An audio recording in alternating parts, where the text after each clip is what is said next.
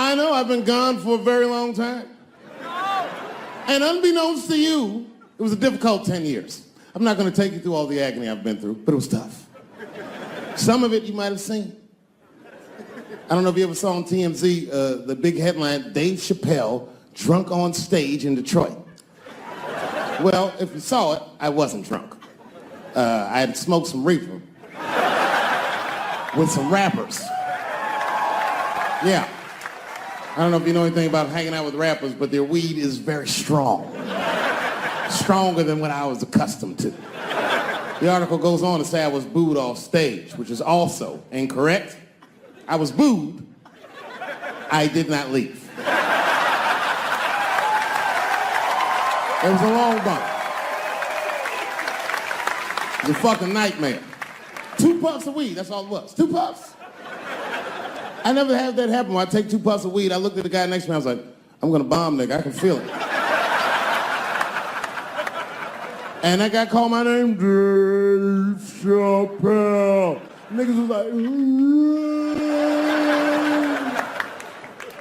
you know, normally when you do a comedy show, you guys don't know what it looks like up here, but niggas be just looking up at you like. That's how the show started. It didn't take long for the faces to switch up, like, what the fuck? They started looking amongst themselves. So I knew I wasn't doing good. I don't remember what I was saying.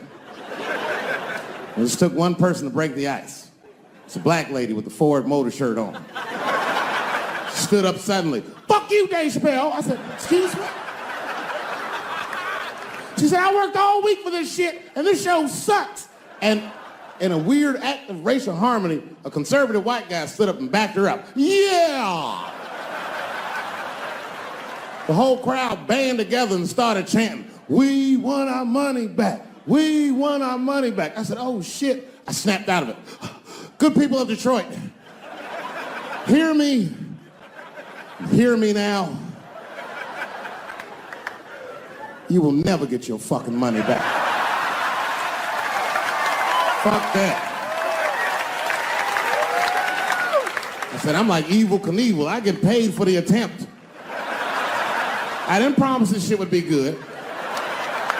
Boo, they said, fuck you.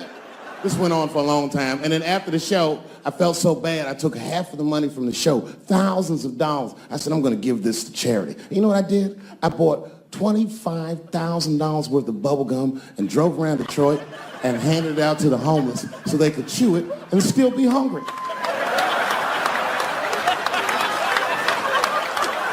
I was very mad at Detroit that night.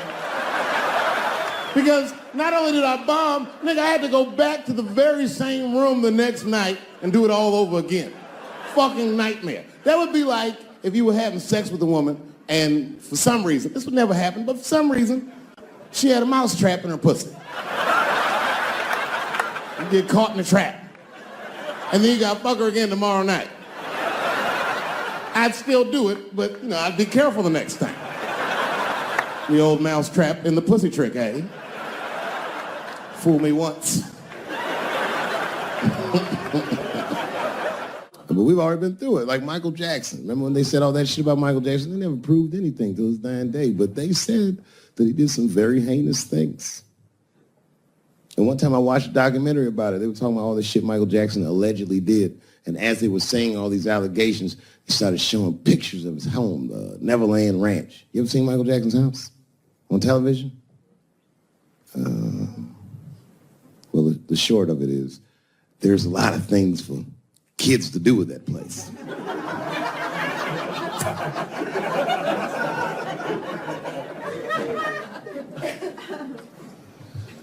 And I saw the whole thing, exotic animals and Ferris wheels and merry-go-rounds and shit. And the more they showed it, the more certain I was that I don't think Michael Jackson did any of those things they said he did. His house didn't look sexual. It looked like he was flossing on those motherfuckers. It didn't look like he was trying to fuck kids. It looked like he's just trying to impress them. Like, this nigga's Jay-Z for kids. Like he's just walking through his house. This is my cotton candy machine. It makes 3 tons of cotton candy a day. You know, all the cotton candy you want.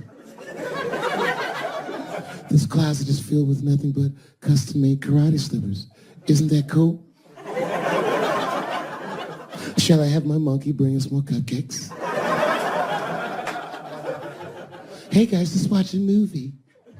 What movie do you want to see? Home Alone. Oh, no, don't touch the DVD player. Macaulay Culkin's here, he can act it out. Come on, Macaulay. Act out Home Alone for my guest. And the kids was like, man, you are all right, mister. This is fantastic, man. We had you all wrong. All wrong? What? I don't understand. What do you mean?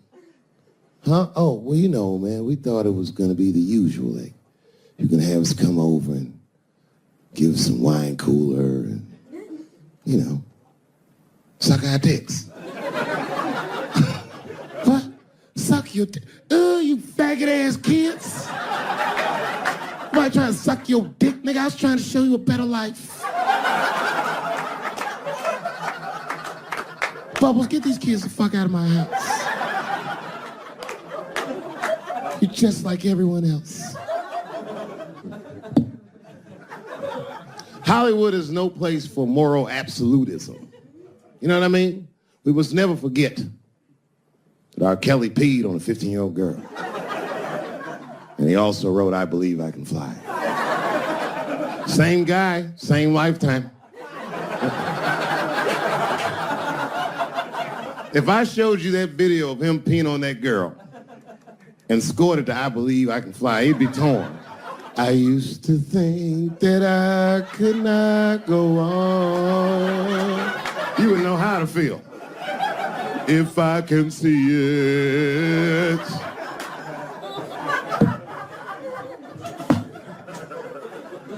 It's okay, my career ended many years ago.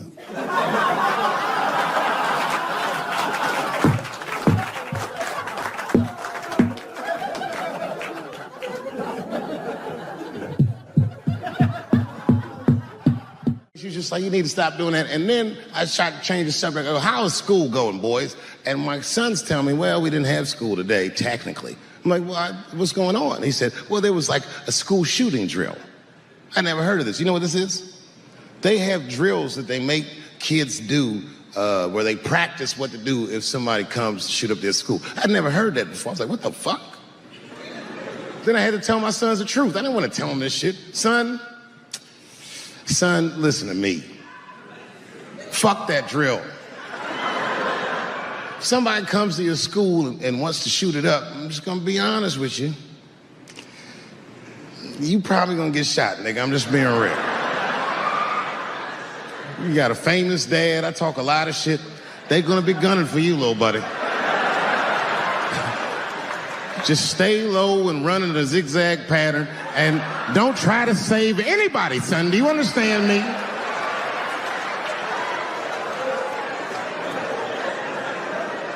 If you're a parent, this shit is terrifying. This shit is real scary. All the parents is looking at each other crazy. Because we know as parents that one of us is raising the shooter. Just don't know which one of us it is. All we know for sure is that if you're a white parent, the chances that it's you is exponentially higher than the rest of us. It's fucking crazy. You know, I hated school too. It never occurred to me. Kill everybody in school? It's fucking crazy. Just do what I did, nigga. Try some things. Have you skipped school, nigga? Skip school. Take a walk and meet some other kids. Fuck school, nigga. You know what I said? That's all I said. First of all, I'll tell you right now what I said. And I will tell you that this was not a joke. It's a true story. And I just happened to tell it. All right, what happened was I went to a gallery party, all right? I don't know who in here has ever been rich before, but these are very nice parties. You know, wine and cheese and baller conversation. And there was a few eccentric types, one of which was a very wealthy man that happened to be wearing a dress. I don't know what you call him, man. This is a tranny or drag queen, perhaps. Whatever it was definitely a man. And this man was definitely on drugs. I don't know what kind of drugs he's on, but I knew he had too much. He didn't look good. It's like this, he's like, he looked sick. And all his friends were standing around him, concerned, trying to revive him. I don't know whether it looked like some kind of gay CPR. There was fanning and shit.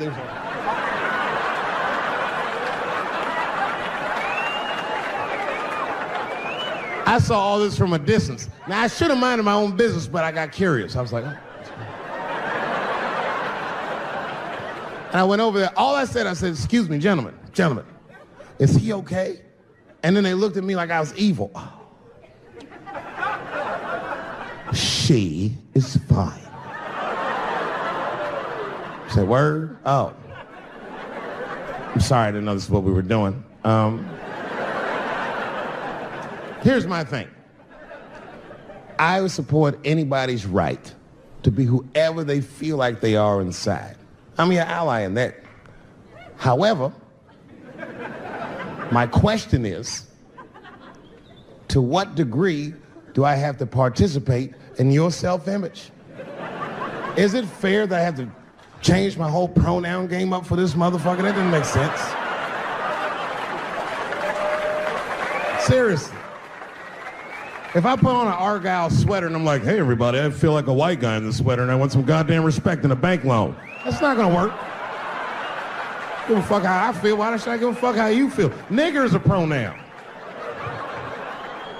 But there was no time for philosophical debate. This was an emergency situation. I said, fine. Sorry, guys. I was just worried because she looks terrible. And she just fell off the bench. Appears that her dick is popping out of her dress. You mind if I call an ambulance, champ? I'd rather not be at a party where a tranny ODs. There's too many questions to answer.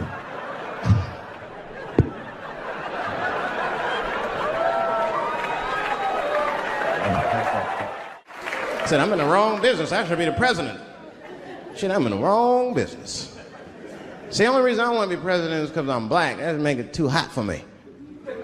I mean, you know, I think it could be a black president one day, but you don't want to be the first one. I mean, second or third, that's fine, but that first nigga better watch out. I'm going to tell you that right now.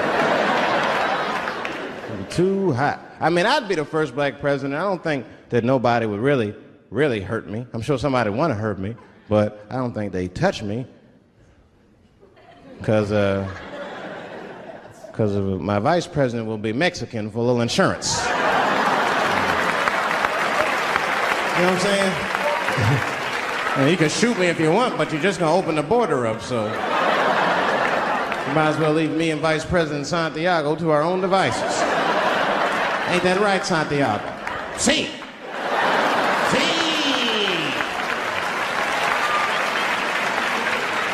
Elian can stay. Don't worry, I don't got no Elian jokes. All I'll say about Elian is thank God he's Cuban. Because if he was Haitian, you'd have never heard about his ass.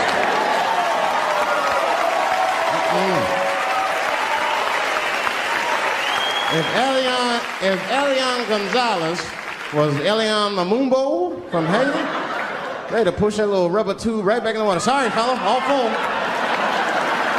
Good luck. This whole world's just drug-infested, hate-infested, drug-infested world. Hate drugs.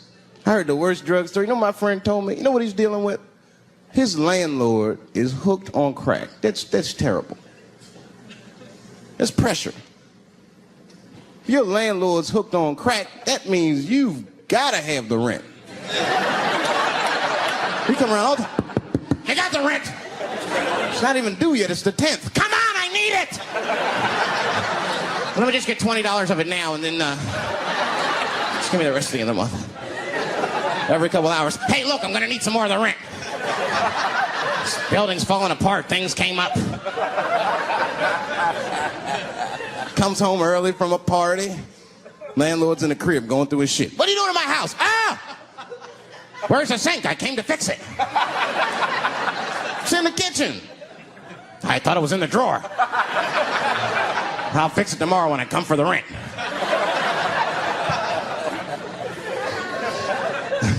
You know what I hate about drugs? I hate when like people my age and older get hooked on crack. I hate that shit. You're too old to be experimenting with the drugs at a certain point. You should be past that. You ain't doing it by a certain point, you just miss it. Drugs are really for old people anyway. You 75, you've earned the right. Shit, if I was 75, I'd do coke, heroin, everything. I wouldn't give a fuck. I'd be walking down the street, they'd be like, boy, that old man is tripping.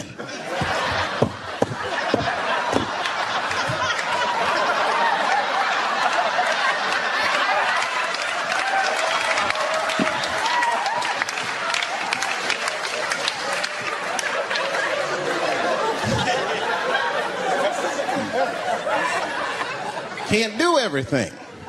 Maybe weed. If you're gonna do something, do a little weed. Smoke some. Weed's not as bad as everything else. Weed is a background substance. You know what I mean? You can smoke some herb and still function. And you ain't crisp, but you'll function. Nothing higher than weed, though. I made that mistake one time. I was at a party, some guy gave me some shit. He's like, here, man, take this. It's fucking mushrooms. I took it, I forgot all about it, you know. Then a couple days later, I found that shit in my pocket. I'm thinking, why not? Because I'm thinking it's like weed, some background shit. I planned my whole day out like it was weed. I'll chew this shit up, then I'll go to the barber shop, get my hair cut, and then I'll see a movie.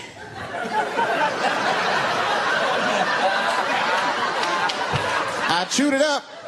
So far, so good. Then I was in a barber shop like an hour later. And it's funny because I was just thinking to myself, I was like, ooh, this stuff sucks. Tastes like athlete's foot. I feel sick, but I'm not really high. Then I looked in the mirror. I saw the barber's reflection, man. It looked like a big penis was cutting my hair. I freaked out. I started talking to myself, Dave, calm down. You're on drugs. This is what drugs do. Okay, you know that there is no way that a penis can cut hair. But I started freaking out, man. I just couldn't take it anymore. I jumped out the chair, half my hair was cut, I didn't care. I didn't, I just gave a barber a handful of money. It was weird, the balls opened up. Anyway, I ran home, man. I ran home as fast as I could. It's tripping. I looked at the clock, it was 2:42. I was like, damn. 2:42? I gotta sober up. I had never been this high this early. I took a shower. I was still high. I said maybe music will do the trick. I listened to every CD I had. I was still high. Exercise, that's what I'll do. I ran around the block 4 times, still high. Took a nap, woke up, fucked up. I looked at the clock, it was 2:43. I said, God damn. I'm scared to death of these police. I am, nigga. I got a police scanner. First money I got, this is the first shit I went out, bought me a police scanner. I just listen to these motherfuckers before I go out, just to make sure everything's cool. You hear shit on it. Calling all cars. Be on the lookout for a black male between 4'7" and 6'8". Staying in the crib tonight, fuck that. Gotta work on that alibi for a minute. Every black person needs an alibi. I do them impromptu joints. If I'm by myself and need out, I'll just open up the windows in the apartment, turn all the lights on, start beating off right in the window. Look at me. Hey, everybody, look, it's me, Dave Chappelle. I'm crazy, I'm jerking off. Note the time, motherfuckers. It's 2:35. Look at me, I'm jerking off in the window, 2:35. Comedian Dave Chappelle is June 10th. Note the time.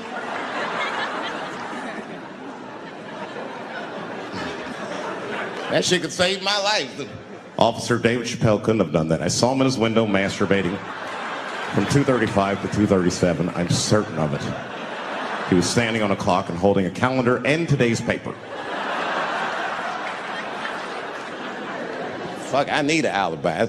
I can't be no celebrity. This shit is just the worst. I'm seeing it. I see why stars are crazy, man. These motherfuckers. I went to Disney World with my kids, which is a big deal for me. I don't get to see my kids so much. I do Chappelle show 20 hours a day, sleep for like half an hour, raise my kids for 10, 20 minutes, and I go back to work. Now, this particular day, I got to hook up with the kids. We went to Disney World. Everybody at the park, fucking everybody. Hey, I'm Rick James, bitch. Hey, I'm Rick James, bitch. It's like, hey, man, hey. You mind not calling me a bitch in front of my kids? Time out, motherfucker. We take a day off. Even Mickey Mouse did it. I said, this is the most unprofessional shit I have ever seen in my life. Rick James, bitch. Oh, I was fed up. I caught that motherfucker with an uppercut. Bop! Knocked his head clean off. Everybody was screaming. Oh my God, oh my God. Mickey Mouse is Mexican. I want your community to know that one of the coolest people I ever met was a transgender woman. And this is not a man that I knew that became a woman. This woman was trans when I met her. Lived in San Francisco. Daphne Dworman is her name. I would do 18 shows in the Bay Area, sometimes in Oakland and Dirty Hood nightclub, and she would be there, a white trans woman, laughing loud and hard at everything I said, especially the trans jokes. It's very puzzling because she was obviously trans. And one night after one of the shows, I met her. And what it was, turns out, it was her dream to be a comedian. And I was her hero. It's very moving. I could not dislike somebody that felt that way about me. We became fast friends. And when I made that special Sticks and Stones, right as it was coming out, I happened to be in San Francisco and I wanted to do a show, but I needed an opening act. And I remembered that trans woman I had met. So I called her on the phone. And I called her myself. I said, hey, Daphne, this is Dave Chappelle. She couldn't believe it. And I go, I'm in San Francisco. And then she started saying a bunch of wild stuff. I was like, relax now. I don't want any pussy. I was, I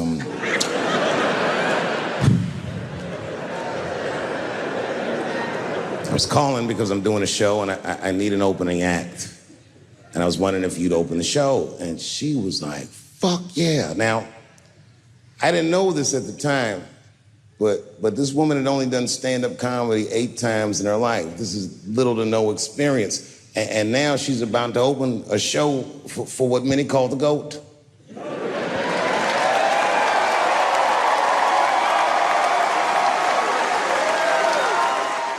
She's an amateur in stature, but in practice, she was very professional.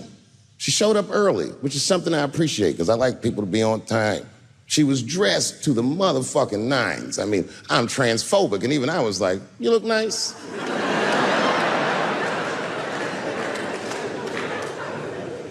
Went up on the stage with all the swag of a professional comedian, grabbed that mic and walked right down the middle and looked at the crowd like a gangster.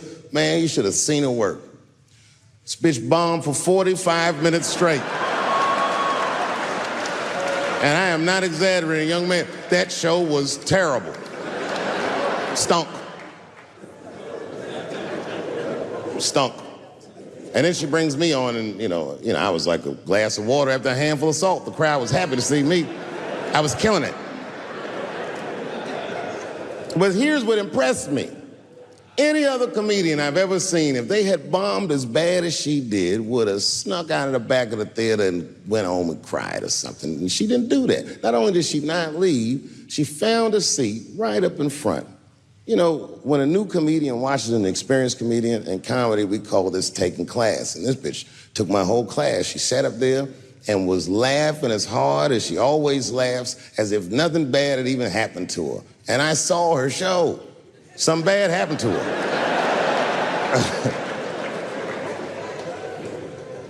She was drunk. So she starts talking to me while I'm on stage, but the way a person would talk to a television when they were alone. She's talking to me like that. That didn't bother me because I knew her, but the crowd didn't like that shit at all because she sucked. And a guy in the back of the room stood up, and Daphne's hair was dyed blonde at the time, and the guy screamed out, and his energy felt wild as fuck. He said, "Hey, Daphne!" And everybody kind of clamped, like got tense. We didn't know if it was a heckler or an active shooter. And he said, "Does the carpet match the drapes?" Yeah, it was fucked up. The whole crowd kind of groaned because it was so, like, mean. Everybody groaned, except for Daphne.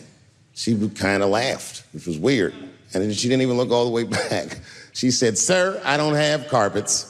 I have hardwood floors." Just like that. Just like that.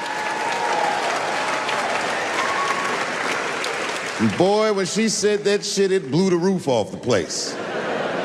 Cut through all the tension. With that one joke, she made up for 45 minutes of a stinker of a show. And after that, she could do no wrong. And I kept on rocking. She kept on talking to me. And then the show became something cooler than a show. It became like a conversation between a black man and a white trans woman, and we started getting to the bottom of shit. All them questions that you think about that you'd be afraid to ask, I was just asking them, and she was answering them, and her answers were funny as shit. The crowd was falling out of their chairs. And at the end of the show, I go, "Oh, Daphne," I said, "Well, that was fun." I go, "I love you to death, but I have no fucking idea what you're talking about." The whole crowd laughed, except for Daphne. Now she looks at me like I'm not her friend anymore. Like I'm something bigger than me, like I'm the whole world and the guy. And she said, "I don't need you to understand me." I said, "What?" She said, "I just need you to believe," just like this, she goes, "that I'm having a human experience." And when she said it, the whole crowd kind of gasped. And I gave her the Fight Club look. I said, "I believe you, bitch." Because she didn't say anything about pronouns. She didn't say anything about me being in trouble. She said, "Just believe I'm a person and I'm going through it." And oh, I believe you because it takes one to know one.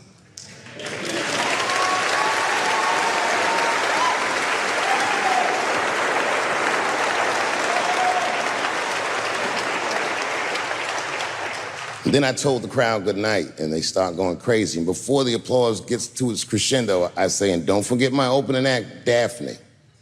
And the crowd stood up. And I looked at her, and tears came out of her eyes. She couldn't believe it was happening. I couldn't believe it was happening because her show stunk. And it was a great night. I remember the late, great Paul Mooney was there. A bunch of fly-ass comedy niggas was there. And we all went backstage and was just drinking and talking shit and laughing, and Daphne stole the room. She had everyone cracking up, spinning the yarn, telling us all these crazy stories about shit she be into. We all laughing real hard, and as she's telling us and everyone's laughing, I'm looking around, I'm like, "Oh my God, she is funny." I pulled her aside and I said, "You're hilarious. I didn't know that when you were on stage." I said, "You're doing some things wrong, but I can help you." I said, "Anytime I'm in San Francisco, why don't you open the show for me, and I'll just try to give you some pointers, see if you can't work this thing out." And she said, "Are you serious?" I was like, "Yeah." And she grabbed me real tight, hugged me, squeezed me, and I pushed her off violently because I'm transphobic. I said, "Boundaries, bitch."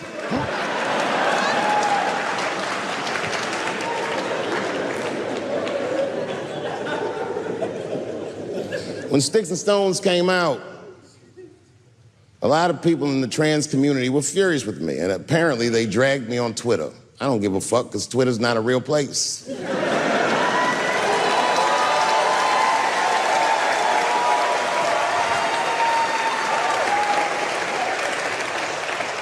And the hardest thing for a person to do is go against their tribe if they disagree with their tribe, but Daphne did that for me. She wrote a tweet that was very beautiful, and what she said was, it was almost exactly what she said, She said, punching down on someone requires you to think less of them. And I know him, and he doesn't.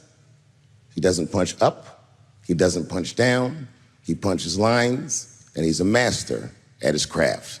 That's what she said.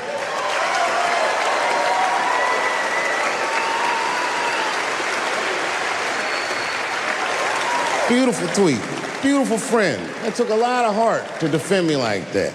And when she did that, the trans community dragged that bitch all over Twitter. For days, they was going in on her, and she was holding her own because she's funny.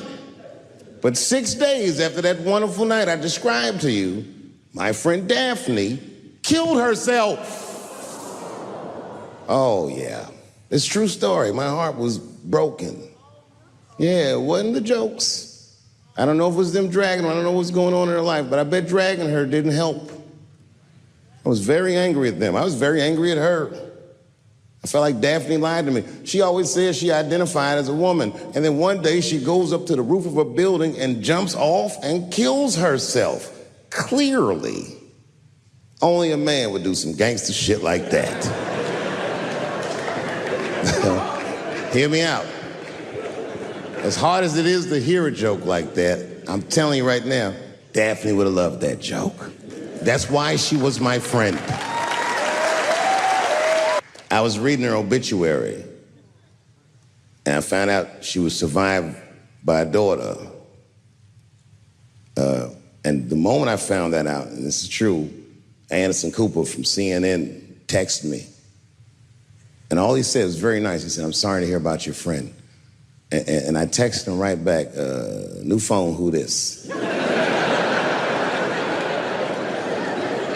He said, "It's Anderson Cooper." I said, "Oh," I said, "Anderson." I go, "Look, I need to find her family." And he texted me right back with all the phone numbers and all this information. I say this to say, if you ever want to know about anything gay, call Anderson Cooper from CNN. This nigga is faster than Google.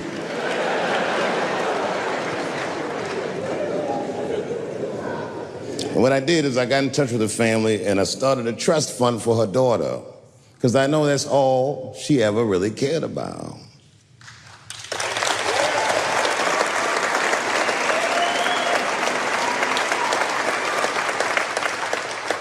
And I don't know what the trans community did for her, but I don't care, because I feel like she wasn't their tribe, she was mine. She was a comedian in her soul.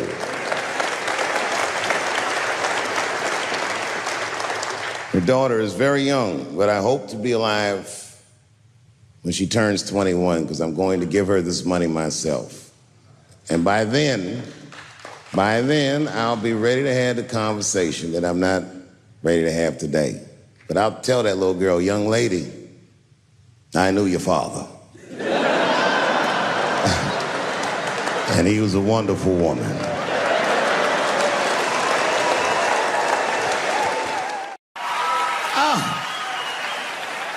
I'm goddamn sick of it. This is the worst time ever to be a celebrity. You're gonna be finished. Everyone's doomed. Michael Jackson has been dead for 10 years, and this nigga has 2 new cases.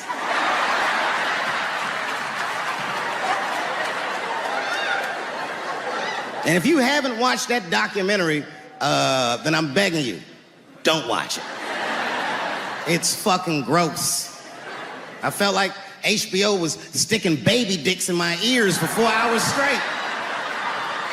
Really nasty shit. I don't want to know all these things. Turns out, Michael Jackson allegedly likes a long gander at the anus. So they said he stares at people's buttholes. That's what they said. That's how gross the documentary was.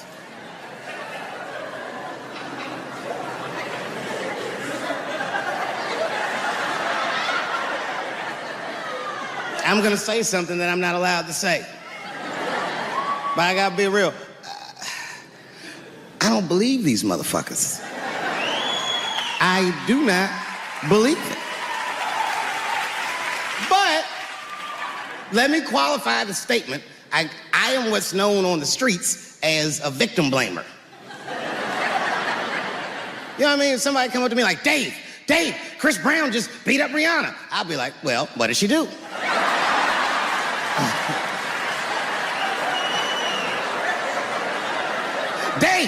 Michael Jackson was molesting children.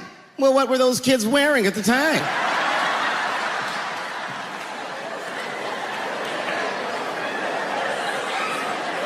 I don't think he did it. But you know what? Even if he did do it, you know what I mean? You know what I mean?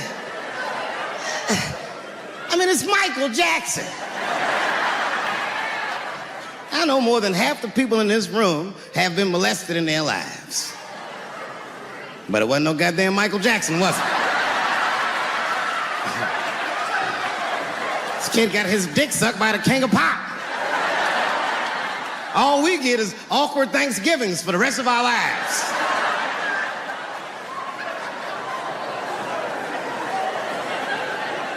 You know how good it must have felt to go to school the next day after that shit? Hey, Billy, how was the weekend? How was my weekend? Michael Jackson sucks my dick. And that was my first sexual experience. If I'm starting here, then well, sky's the limit.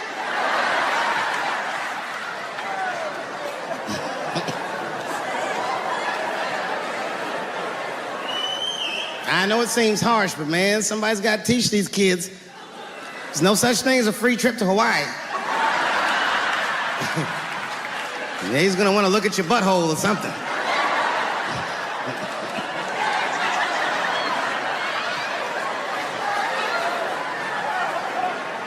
You know why I don't believe it?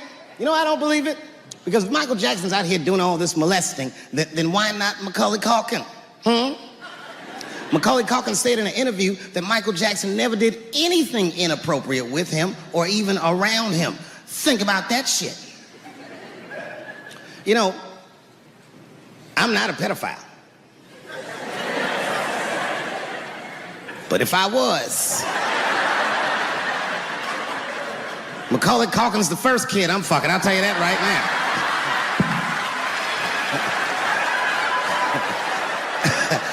I'd be a goddamn hero. Hey, that guy over there fucks a kid from Home Alone. And you know how hard he is to catch.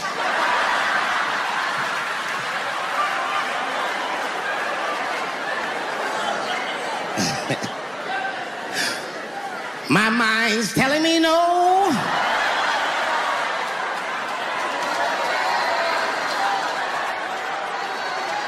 Okay, R. Kelly is different. I mean, you know, if I'm a betting man, I'm gonna put my money on he probably did that shit. I'm pretty sure he did that shit. You know, it was bad, okay? So a couple years ago, I was doing a show in Detroit, and I'm sitting backstage in my dressing room. A friend of mine comes by, this chick, Dream Hampton. Dream tells me, right before I'm going on stage, she goes, Dave, I'm working on a documentary about R. Kelly. Would you like to be in it? And I was like, nah, bitch, I'm cool.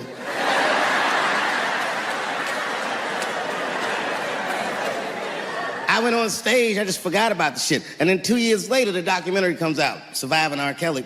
And when it comes out, Dream's promoting the shit, and she keeps bringing me up. She said, I asked Dave Chappelle to be in my documentary, and he said it was too hot for TV. Bitch, I did not say that. That does not even sound like how I talk. Oh, that's too hot for TV? I would never say that shit. Why I wasn't in the documentary? There's a very simple reason, and I cannot stress this point enough. The only reason that I didn't do it was because, and it's very important, I don't know this nigga at all. I don't know anything. I don't know anything that they don't tell me about. I don't hang out with this nigga, nothing. So what the fuck do I gotta be in the documentary for? This guy, R. Kelly, got another sex tape out now. Can you believe that shit? This guy makes more sex tapes than he does music. He's like the DJ Khaled of sex tapes. Another one. Like, damn, nigga. It's a lot of tapes. The new one's so bad that they didn't even show it. I've never seen anything like this. The prosecutor in Chicago came out in a press conference and read to the media a transcript of a sex tape. Have you ever heard of such thing? This nigga read the sex tape. And it was so bad that R. Kelly sounded guilty in the transcripts. It's fucking amazing. 16 times the girl's age was mentioned. Isn't that crazy? This motherfucker is an idiot. He was fucking her like, yeah, this is the best 14-year-old pussy I've ever had in my life. And she was like, you like this 14-year-old pussy? He's like, oh yeah, I love this 14. I'm like, man, you need to shut the fuck up. You gotta give your lawyer something to work with. You're supposed to be on the tape like, this is the best 36-year-old pussy I've ever had in my life. And then your lawyer can be like, Your Honor, clearly my client thought that this woman was 36, as he mentioned some 16 times in the tape. They gonna know you lying, though. You know what I mean? Everybody knows no such thing as good 36-year-old pussy.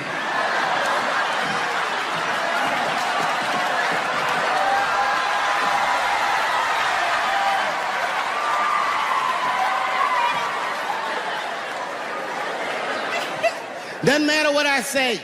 And if you at home watching this shit on Netflix, remember, bitch, you clicked on my face.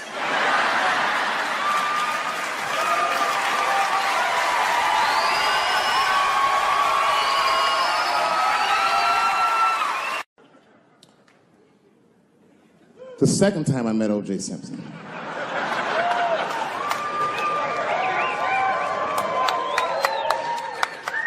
Was right after the trial of the century.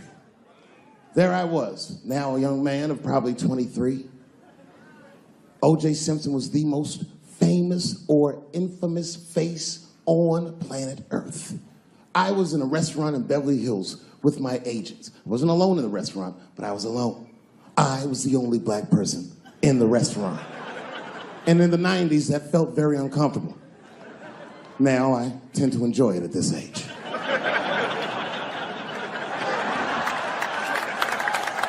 I was having dinner with my agents, celebrating a deal that they told me was lucrative, but I later learned fucking sucked. And suddenly, a group of women walked by. Every race was in that group. Black, white, Asian, Latina, white, and white again. They were all gorgeous. I watched them walk by. Then, I saw a familiar face. Al Collins, the man from the infamous Bronco check, towards the door. Couldn't believe what I saw. And then, close behind him, was O.J. Simpson, newly released from jail. The restaurant fell still. I was shocked. I didn't mean to say it out loud, but it just came out. O.J. He stopped, turned around to see who said it, saw my black face, and correctly assumed it was me.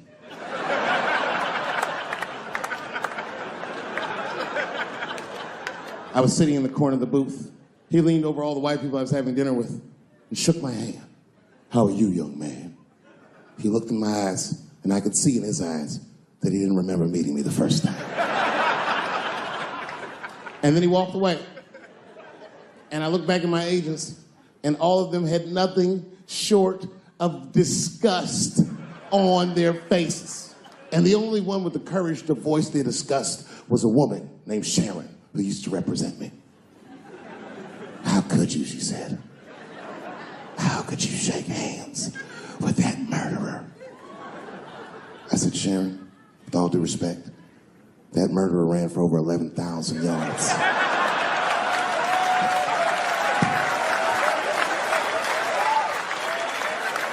And he didn't fit. Glove didn't fit. Get over yourself.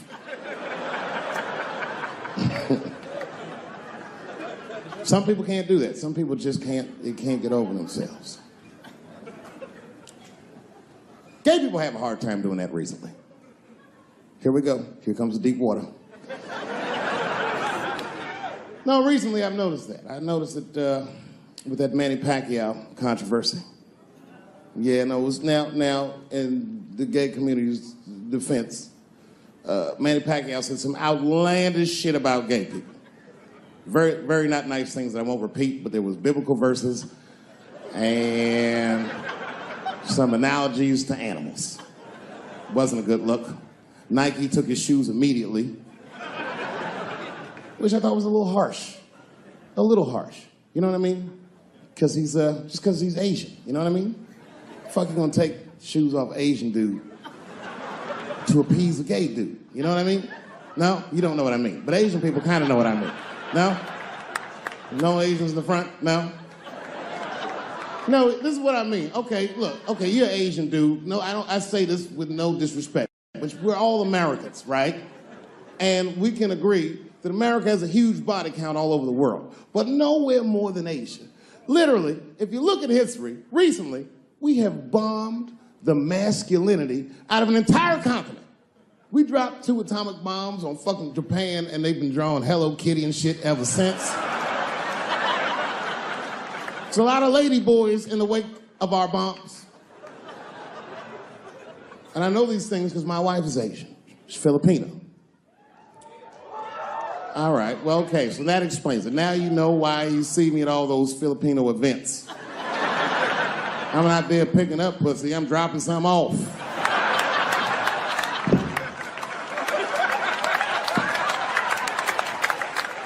I take my wife to all that shit. I took my wife to see Pacquiao fight Mayweather. We sat ringside, okay? That was a quiet car ride home. That's what that was. But if you know what's popping in the Philippines, you know that they got a whole generation of kids in the Philippines growing up without their mothers. Yes. A lot of women in the Philippines go to the Arabian Peninsula, they come to the United back home, which is still one of the #1 staples in the Philippines economy, money that their expats send back to the Philippines. The men, on the other hand, are left rearing children, twiddling their thumbs, waiting on their wives' checks. These men have been fucking emasculated. And then suddenly, a boxer rises from amongst them and reinstates their manhood with his motherfucking fist. This is not the guy you're supposed to ask, what do you think of homosexuals? He's not your champ. Shit. That's why I don't have a sneaker deal, because if you say something that people don't like, they'll take your fucking shoes off. Road ahead. They've got the longest mental gap to bridge. That's all I'm saying. Because, you know, whenever I see one of them T's on the street, I don't mind them, but I'll be like, man, I miss Bruce. I'm sorry, guys. I'm 42. I remember Bruce Jenner. Before the Kardashians, before all that, this motherfucker was a white American superhero. It was amazing. He was beating Africans at track and field. We'd never seen anything like it. He was on my cereal box growing up. You know how much of that cereal I ate, nigga? I didn't know he was gonna do that.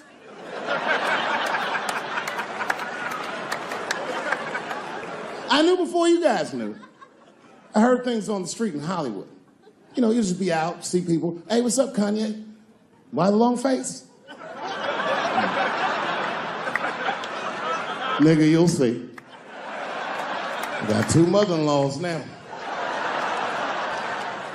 And when I heard he was gonna do it, I was scared. I didn't think the public was ready. I didn't think the media was ready. And you know what? I was wrong. Never seen anything like it. Welcome to the world, Caitlin. So long, Bruce. Hello. Somebody called me a nigga in traffic last Wednesday. It's so long, it takes a minute.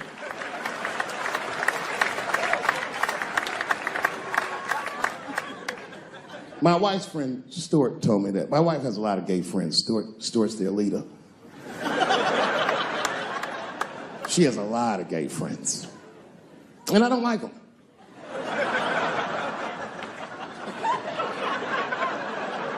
Not because they're gay, I'm just judging them on the merits of their character. They're just not nice dudes. They're fucking rude house guests. They're sitting on my couch, giggling with my wife, eating my motherfucking macaroons. And I come in, they act like the party's over. Hey, Stuart, what's going on? This guy talks to me the way a cat would speak if a cat could talk. Hi, David.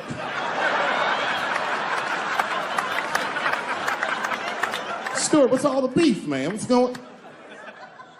He always wants to have some kind of gay political argument. The last one was about a petition in federal court to take the words husband and wife out of the law. I said, well, why would you want those words out the law? He said, because it discriminates against same-sex couples. I was like, niggas, please save me the semantics. Just trust me, take your chips and get the fuck out of the casino. You're about to side, talk that over amongst yourselves, and whichever one of you is gayer, that's the wife.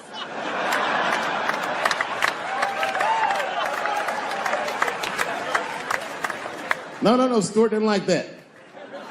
Stuart educates me about this movement, you know what I mean? I didn't even know shit about it. He told me it's called LBGTQ. I was like, what the fuck is the Q? Does that even make sense, Q? Turns out Q is like the vowels. That shit is sometimes Y. It's for gay dudes that don't really know they're gay. You know what I mean? Like prison fags who are like, well, I'm not gay, nigga. I'm just sucking these dicks to pass the time. I'm not G, I'm Q. Ugh.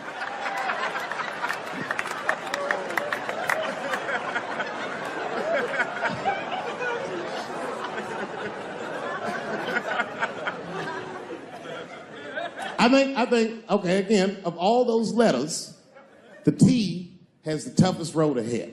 In fact, I think the T should stand for tough. If Martin Luther King had a sneaker deal, we'd still be on the back of the bus. They always true, the Nike exec come up, hi, Martin, we need you to tone down the talk of civil rights and blacks being humans. It's upsetting our southern distributors. But I don't understand. I thought that's why I had a sneaker deal in the first place. Not quite. Really, it's a walking shoe, and we like the marching, but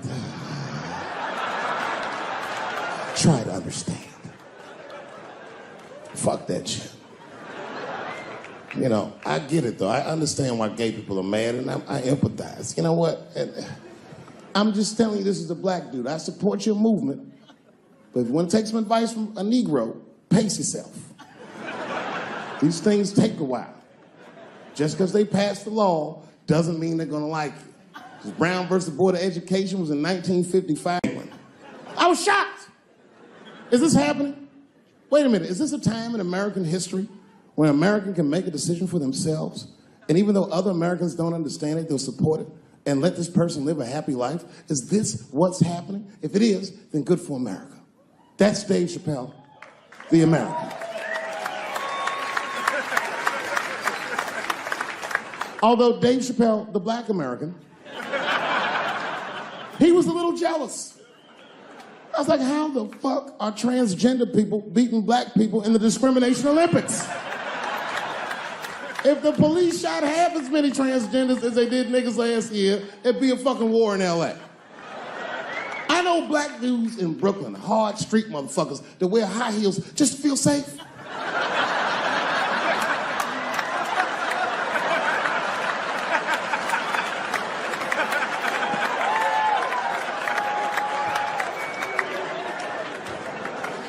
Transgenders are gangsters. I used to do business with a transgender in Hollywood. Man, everybody would be scared of her in the boardroom. She'd walk in there, newly minted woman, high heels, purse. Chip.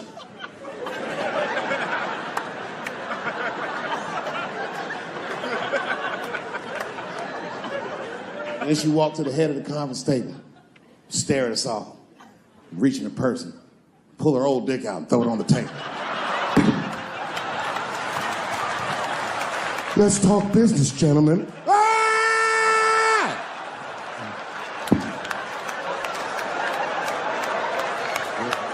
Shit is scary as fuck. If your best friend pitched that to you, you'd be horrified. Yo, nigga, let's go to the hospital and cut our dicks off and make pussies out of them shits.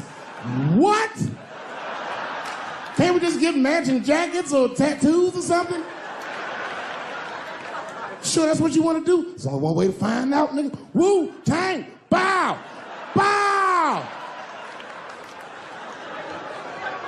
Let's go to the club and trick niggas into fucking us, yeah. I ain't doing trans jokes no more. You know what I'm gonna do tonight? Tonight, I'm doing your own handicap jokes. Well, they're not as organized as the gays. And I love punching down. There's probably a handicap in the back right now, because that's where they usually make them sit.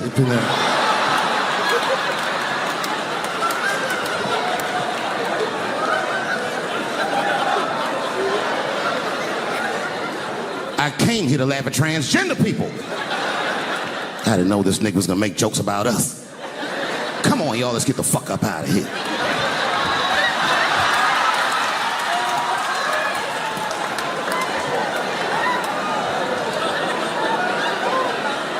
Yeah, it's about time somebody let these handicaps have it. And they done met their match tonight. Fuck them. One time I was on Capitol Hill, and I seen a handicapped congressman.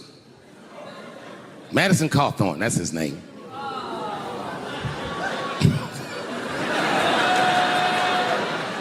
He's a Republican from North Carolina, and he was shocked because I saw him, and I go, hello, Congressman. He didn't even know I knew who he was. He turned around. Then I just walked away. I wanted him to see me do something he couldn't do. I skipped. That nigga was mad.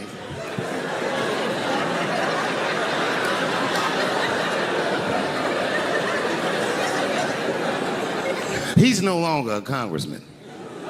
I don't know if you follow politics. I'm not trying to be funny, but he lost his seat. He ran a bad race. Oh, buddy, yes, he did.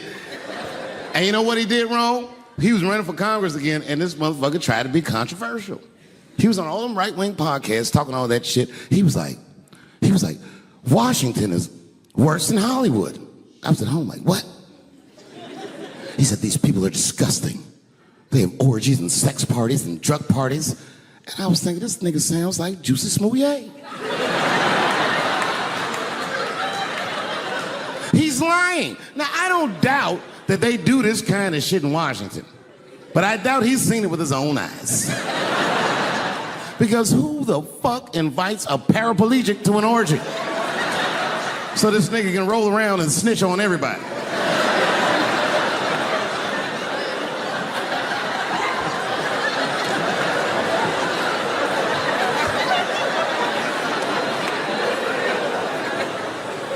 I said, there's only one reason you're gonna invite him to an orgy.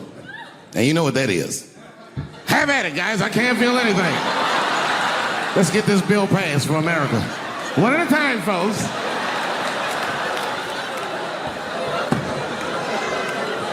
Oh, buddy. Yep. Yeah, the handicaps are the new people I punch down on. To be honest with you, I've been trying to repair my relationship with the transgender community because I don't want them to think that I don't like them. And you know how I've been repairing it? I wrote a play. I did, because I know that gays love plays. It's a very sad play, but it's moving. It's about a black transgender woman whose pronoun is sadly nigger.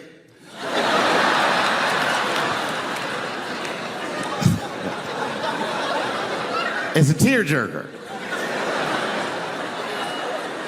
At the end of the play, she dies of loneliness because white liberals don't know how to speak to her. Sad. Speaking of nigger, I've also been working on a book, and this is true. I'm rewriting the American classic, Huckleberry Finn, from Nigger Jim's perspective. It's called The Adventures of Nigger Jim. That's how the book starts. Huckleberry Finn walks up to him and goes, so you're Nigger Jim. And he's like, yo, I just said Jim. What's your name, little buddy? Huckleberry Finn's my name. What? Huckleberry? That's your real name? God-given. All right. All right. Everybody settle down. I want to get a gun. I do. I really do. I never had that feeling before till I moved out to Los Angeles. This city just messes with your mind, you know? It's overpopulated. technically doesn't have a water supply, right? The dollar's crashing. Shit keeps you up at night. You're just thinking, what am I gonna do when the zombies come? Right? Start reading up on shit. Get some powdered food. Plant some zucchini. Get a windmill. Right? And that's all well and good. But if you don't know how to fight, all you're doing is gathering supplies for the toughest guy in the block. Right? Just thinking about that. What am I gonna do? Some dude turns me upside down, starts shaking the gold coins out of my pockets. I gotta get a gun. So I'm on the road, right? I'm in Reno. Great gun town. So I go down to that little gun store, right? Come walking in, there's some redneck there. I'm like, hey man, I want to get a gun. He's like, I hear you. What you looking for? What you want? Mossberg, over under, 357 Magnum, right? Starts rattling off all this gibberish, right? I don't know shit. I'm trying to play it off. I feel like a bitch because I don't know anything about guns. So I was like, what do I do here? Hell, I'm going to go with honesty. I go, look, dude, I don't know anything about guns. They terrify me, but I'm worried about the zombies. All right? Dude's just like, you need a shotgun. You need a shotgun, man. It's got a good spread. It's easy to load, doesn't have a lot of working parts, got a good spread. He kept saying that. It's got a good spread. I'm like, what does that mean? He goes, well, it means you ain't got to be that accurate. It's got a good spread. Further away you are, the more shit you hit. It's got a good spread. In fact, you got a problem over here, you ain't even got to look. You just turn, wow, that's it. You ain't got a problem over here anymore. Anything that was even remotely a problem ain't there anymore. Trust me. And then these people here, they saw what you just did here. You ain't got a problem here either. Feel me? 90 degrees taken care of right there. One shot. These people get smart, flip it over. Wow, that's it. It's got a good spread. So I'm like laughing my ass off. I'm like, dude, look, I just want to shoot the guy. I don't have to do a bunch of drywall work, you know? Reframe my diploma, get my parakeet another friend, you know? I just want to shoot the guy. So I'm like, you know, how about one of these pistols? So he does like that classic, like that redneck trailing off thing, like, you want a pistol? Go get a pistol. I mean, what do I know? I just been here 20 years. You know? Get a shiny one, right? So I was like, dude, what's wrong with getting a pistol? He goes, I'll tell you what, buddy.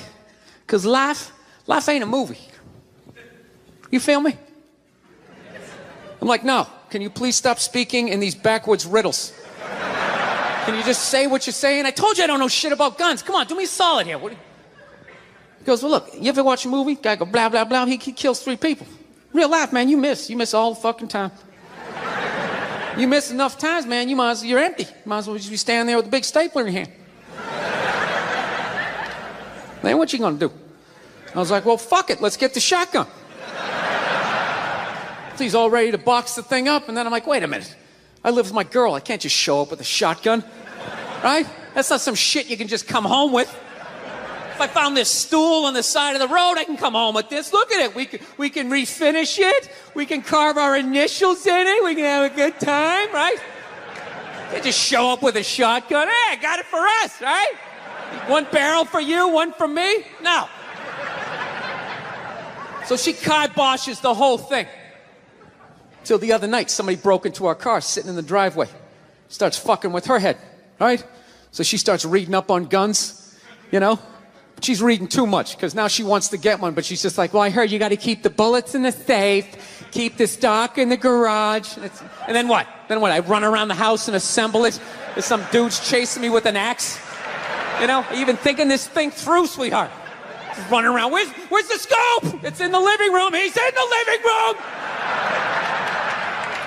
No, we're getting this thing. I want that fucking thing loaded right on the bedroom wall, right there. I'll put that thing up my jam sleeves, just like that. There's no other point. That's funny though, when you talk about getting a gun, you know? People like they either totally for it or completely against it. You know, they either go nuts and start screaming, right? Or they start throwing out those stats. You know, actually you increase your chances of getting shot by 80% the second you get a gun in the house. Really? What, because I'm going to load it and shower with it? Like, The fuck? I know it's dangerous. You get a pool in your backyard, you immediately increase your odds of drowning in your backyard, right? You couldn't do that before, now you step on a rake, in you go. No, I'm telling you, I don't buy in any of that shit. Stats are so fucking stupid, you know? Not that they're stupid, it's the way people apply them. You already have your mind made up, and then you go to I'mRight.com, and you start memorizing a bunch of shit, and then you just throw it up at people. This guy tried to get me to go scuba diving. I go, I'm not going, I don't want to get eaten by a shark. He's like, well, actually, 90% of shark attacks actually happen in shallow water. It's like, no shit, it's where the people are. Now, it's called the beach. 90% of people are frolicking along the coastline. It's like there's people swimming to Europe. Let's go to Iceland, you pussies. Right? I don't know.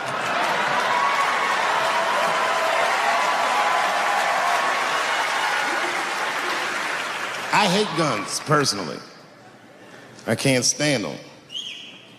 Yeah, but I have several. I don't want them, but I feel like I need them. Don't forget where I live. I live in Ohio. And anyone that knows anything about Ohio knows that even the word Ohio is an old Native American word. It means, literally, land of poor white people.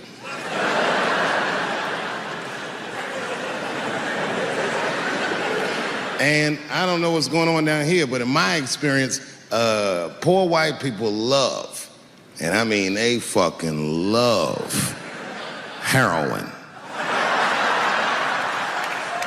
They can't seem to get enough of it. I didn't even know what I was looking at first. I was just driving like, why are all these white people so sleepy out here? These things.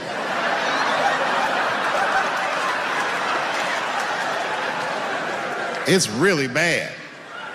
As a matter of fact, I was coming out of a nightclub the other night in Dayton, and I'd parked my car in the alley, and no one was out there. I didn't have no bodyguards or nothing. I was home. I figured everything was fine. And as soon as I opened my car door, all by myself, suddenly one of these heroin-addicted whites just pops out of a trash can. It scared the shit out of me. I screamed, ah!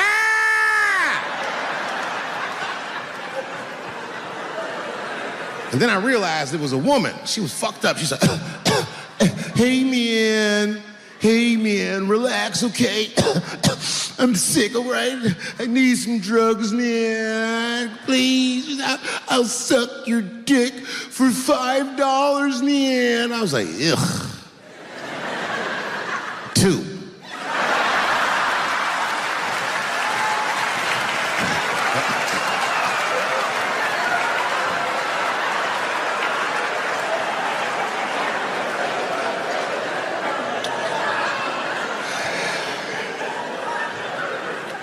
Obviously, I'm joking. This opioid crisis is a crisis. I see it every day. It's as bad as they say. It's ruining lives. It's destroying families. Sadly, you know what it reminds me of, seeing it? It reminds me of us. These white folks look exactly like us during the crack epidemic. You know, it's really crazy to see. And all this shit they talk about on the news about how divided the nation is, I don't believe it. I feel like nowadays we're getting a real good look at each other. It's wild because I even have insight into how the white community must have felt watching the black community go through the scourge of crack. Because I don't care either. Hang in there, whites. Just say no. What's so hard about that?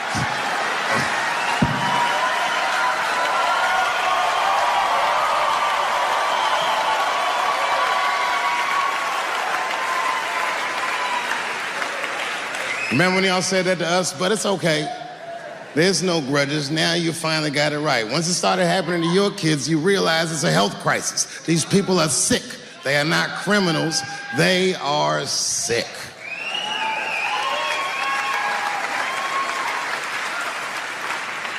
Be that as it may, I'm armed to the teeth. First gun I bought was a 12-gauge shotgun. I didn't want the gun. Remember, though, I'd moved to a farm, and I was sitting there on the porch, and I see a white dude walking across my property, entitled, like he's supposed to be there. He had a rifle over his shoulder, too. Ain't that a bitch? I said, what the fuck is this guy doing on my property? I was mad as shit, but I was unarmed. So I ended up just waving to this motherfucker like a bitch. I was just like...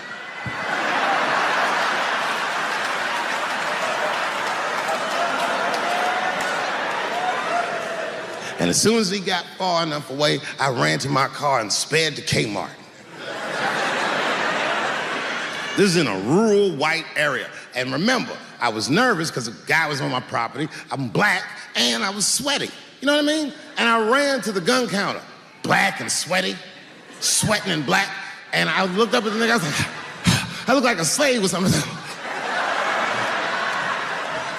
I said, I need a gun immediately, like that. Just like that. The guy didn't answer, no questions. He just grabbed a 12-gauge shotgun, handed it to me. I'd never even held a gun before. I'm not a dummy. I'm like, well, I need some bullets too. And the guy reached under the counter, put 2 box of shells on the counter.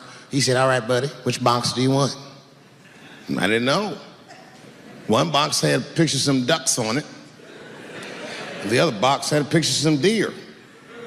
I said, well, what's that box with them ducks? He said, oh, that there's birdshot. And then he goes just like this, I'm not exaggerating, he goes, that won't kill a man.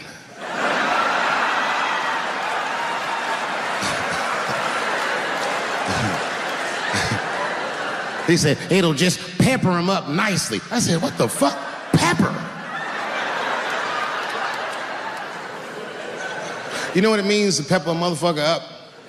It means that when the shell explodes, hot BBs will shoot out of the barrel of the gun, not killing a motherfucker, but penetrating their skin and shallow flesh. Boy, that's gotta hurt. Hot BBs? Ha, ha! Remember when Dick Cheney shot a motherfucker in the face and he lived? That was birdshot. I said, well, what's that box with the deer on it? He goes, oh, that there's buckshot. That'll put a hole in the goddamn truck if you wanted to.